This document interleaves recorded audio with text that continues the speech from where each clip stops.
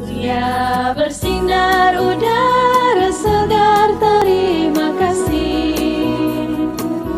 Di tepi pantai ombak berderai, terima kasih. Salam adik-adik semua. Wah, senang sekali bisa berjumpa kembali dengan adik-adik di pagi minggu ini. Adik-adik, kita akan mendengarkan cerita firman Tuhan, namun sebelumnya kakak mengajak kita semua untuk berdoa. Mari kita berdoa. Bapa yang baik, Bapa yang sangat mengasihi kami bersyukur atas waktu ini yang Tuhan berikan bagi kami. Kami akan membaca dan merenungkan firman-Mu, kiranya Tuhan memberkati kami semua, agar firman Tuhan yang kami dengar, boleh kami mengerti dan boleh kami lakukan di dalam hidup kami. Terima kasih Tuhan, di dalam nama-Mu kami sudah berdoa dan bersyukur. Amin. Adik-adik, kakak akan menunjukkan sesuatu kepada adik-adik. Ini. Apa ini? Ya, ini adalah sebuah balon. Adik-adik pasti sering memainkannya. Adik-adik, bagaimana sih caranya agar balon ini bisa kita mainkan? Ya, tentu saja kita harus meniupnya. Nah, seperti ini. Jadi balonnya sudah ditiup sehingga kita bisa menerbangkannya kemanapun kita mau. Nah, adik-adik, kakak mau tanya, apa sih yang kita isi di dalam balon ini? Ya, itu disebut dengan udara, ya. Sehingga balon ini bisa berbentuk seperti ini karena sudah dimasukkan udara di dalamnya. Dan balon ini juga bisa bergerak kemanapun kita mau dengan udara yang ada di sekitar kita. Nah, adik-adik, kalau balon saja sangat membutuhkan udara, maka terlebih-lebih kita manusia, kita sangat membutuhkan udara di dalam hidup ini. Sehingga kita bisa bernafas dengan bebas, kita bisa beraktivitas dengan bebas. Coba bayangkan adik-adik, kalau kita tidak menghirup udara sekejap saja. Ayo kita coba menutup hidung sejenak. Nah, apa yang terjadi adik-adik? Kita susah bernafas, kita sesak kalau tidak ada udara yang kita hirup. Tapi coba kita menghirup udara saat ini, ya. Mari kita mengangkat tangan kita hirup udara.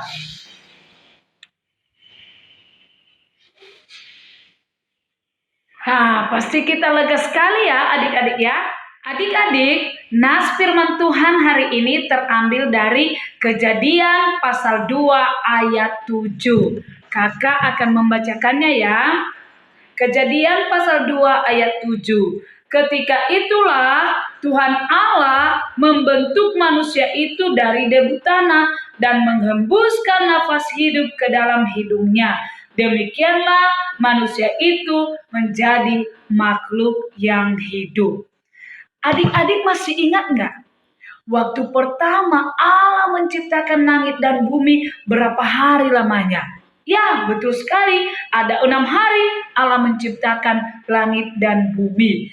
Dan pada hari ke-6 Allah menciptakan manusia. Adik-adik tahu nggak dari mana manusia itu dibentuk oleh Tuhan? Ya, betul sekali. Dari debu tanah. Dia membentuk manusia itu dari tanah. Adik-adik, ketika manusia dibentuk, manusia masih benda mati karena diambil dari tanah. Tetapi Allah menghembuskan nafasnya sendiri kepada manusia. Sehingga manusia itu dapat bernafas, dapat bergerak, dan melakukan aktivitas dengan bebas. Nah, adik-adik, kita bersyukur kepada Tuhan karena Dia memberikan nafasnya sendiri kepada kita. Berbeda dengan ciptaan-ciptaan lainnya. Makanya kita disebut makhluk yang istimewa. Nah, adik-adik, untuk bernafas dengan bebas, kita memerlukan udara yang segar, ya. Adik-adik, udara yang segar itu seperti apa sih? Ya, seperti gambar ini sangat cerah sekali. Lihat, teman-teman ini mereka bermain di alam terbuka karena udara di sekitar mereka sangat segar dan sejuk. Adik-adik, udara itu apa sih? Udara adalah campuran berbagai gas yang tidak berwarna dan tidak berbau, yang memenuhi ruang di atas bumi seperti yang kita hirup saat ini. Nah, adik-adik, pasti kita senang kalau udara di sekitar kita itu bagus ya, sejuk, bersih, dan membuat kita sehat. Adik-adik, udara sangat bermanfaat di dalam kehidupan manusia. Setidaknya ada 3 manfaat udara bagi hidup kita. Yang pertama adalah udara membuat kita dapat meningkatkan sistem kekebalan tubuh. Ya, seperti teman kita ini, dia bisa berlari, dia bisa bergerak kemanapun dia mau karena udara di sekitarnya bersih. Jadi udara itu memberikan kekebalan di dalam tubuhnya. Kekebalan dalam melawan penyakit, melawan virus, melawan kuman. Sehingga dia bisa beraktivitas dengan bebas. Yang kedua adalah udara itu berfungsi menyehatkan saluran pernafasan kita. Kalau udaranya bersih, udaranya bagus, maka saluran pernafasan kita pun akan bagus ya, akan sehat. Dan yang ketiga adik-adik, udara yang bersih meningkatkan kesehatan otak dan jantung kita. Seperti gambar ini ya, otak kita bisa bekerja dengan baik kalau udara di sekitar kita bersih. Demikian juga dengan jantung kita. Nah, adik-adik, di mana saja kita menemukan udara yang bersih itu? Ya, di semua tempat kita harus menciptakan udara yang bersih. Mulai dari rumah kita, ya, seperti gambar ini. Ya, rumah ini sangat bersih, sangat sejuk, sehingga udara di sekitarnya sangat segar. Dan bukan hanya di luar rumah, ada juga adik-adik rumahnya itu dari luar kelihatan cantik, kelihatan indah, padahal di dalamnya sangat kotor. Nah, coba lihat gambar ini, rumahnya sangat bersih di bagian dalam ya, di ruang tamunya dan di bagian dalam yang lainnya, di kamar mandi, semuanya bersih sehingga dapat menghasilkan udara yang bersih bagi mereka. Di mana lagi kita bisa melihat udara yang segar itu? Di sekolah. Nah, seperti di sekolah adik-adik juga kita harus menciptakan udara yang segar sehingga kita nyaman belajar. Kita senang melakukan apa saja kegiatan kita di sekolah kalau udaranya bersih dan sejuk. Nah, di mana lagi adik-adik? Ya, kita bisa melihat di taman. Ya, pernah lihat taman ini? Ya, adik-adik pasti sering main ke sini kan? Ini taman kota, Taman Yaahowu. Nah, adik-adik, di sana juga kita merasakan udara yang sejuk karena taman itu bersih. Ya, dan kita bisa melihat juga udara yang segar itu di jalan raya. Seperti gambar ini, wah jalannya sangat bersih sekali, ada pohon-pohon di sisi kanan dan kiri jalan, dan di jalanannya tidak ada sampah berserakan. Jadi bisa menghasilkan udara yang sehat bagi orang yang melintasinya. Di tempat-tempat umum juga adik-adik, seperti di pasar, di terminal, di bandara, dimanapun ya, ada udara yang segar tercipta, maka kita pasti senang tinggal di daerah itu. Nah, adik-adik, tapi kenyataan pada saat ini, udara yang ada di sekitar kita sudah tercemar. Tercemar dengan apa adik-adik? Ya, coba lihat gambar ini. Wah, sangat menyesakkan ya. Dengan kendaraan yang berasap, yang bau, yang kotor. Sehingga kita tidak bisa bernafas dengan bebas. Nah, adik-adik mungkin pernah mengalami juga kendaraan-kendaraan seperti ini kalau kita melintasi jalan raya. Nah, itu kendaraannya membuat kita tidak bisa menghirup udara yang segar.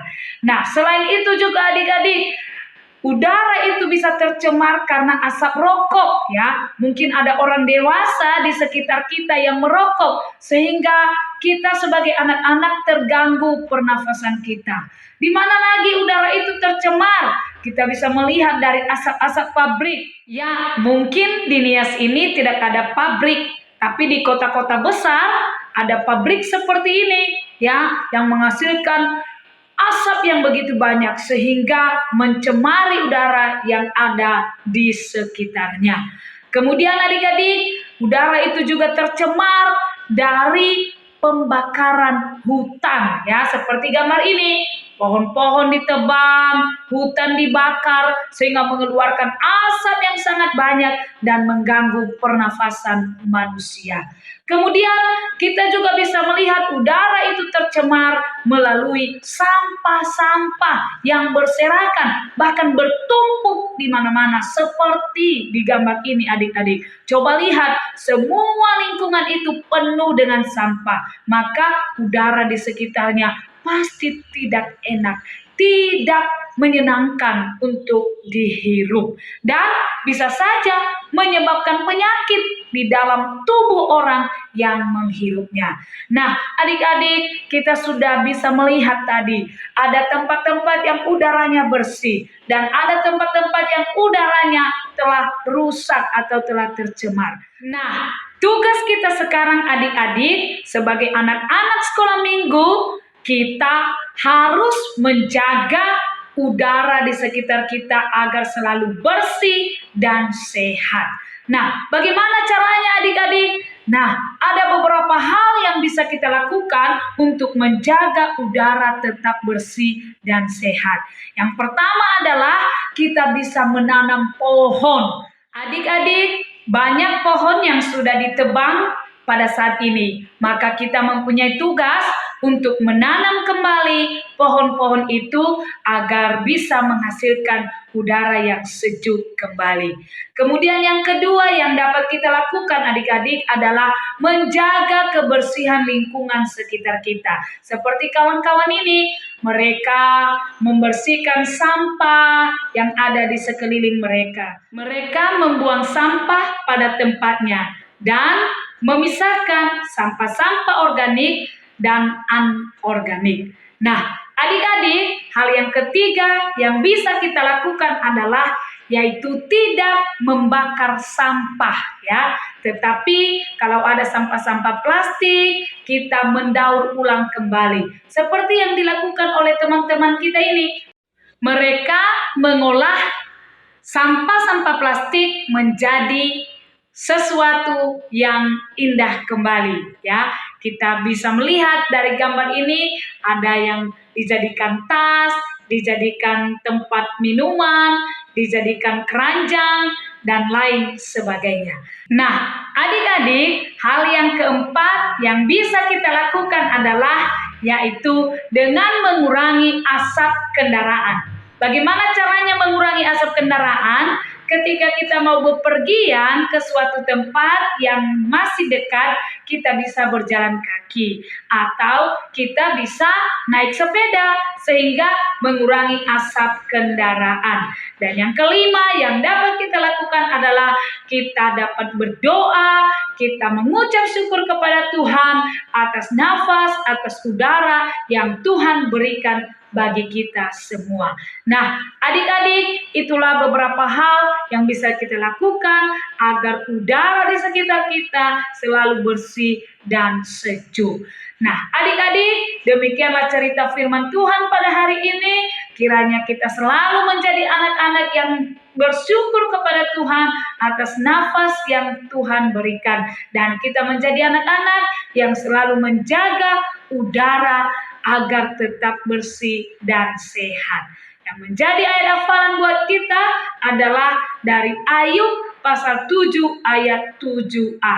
Ingatlah bahwa hidupku hanya hembusan nafas. Kita ucapkan bersama-sama adik-adik. 1, 2, 3. Ayub pasal 7 ayat 7a. Ingatlah bahwa hidupku hanya hembusan nafas. Tuhan Yesus memberkati kita. Mari kita berdoa. Terima kasih Tuhan atas firman-Mu yang sudah kami dengar. Hari ini kami belajar tentang udara.